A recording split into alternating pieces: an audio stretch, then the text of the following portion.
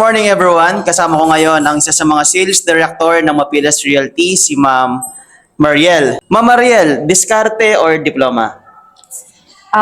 For me, both are relevant. Personally, sa experience ko, kung hindi ako naging madiskarte, wala akong diploma.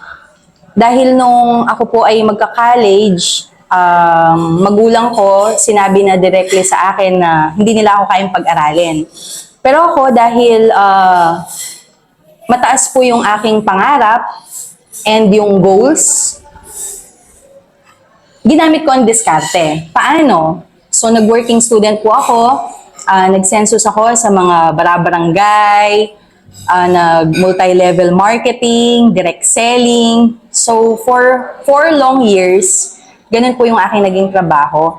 And nagtrabaho ako sa kantin ng mismong school hanggang sa ako po yung makapagtapos ng pag-aaral at makuha ko ang diploma.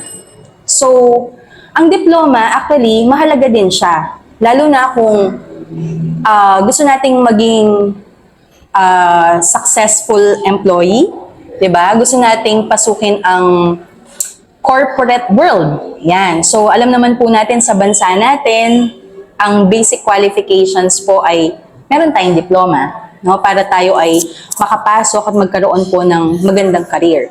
However, hindi ko sinasabing ito ang dahilan upang tayo ay maging matagumpay.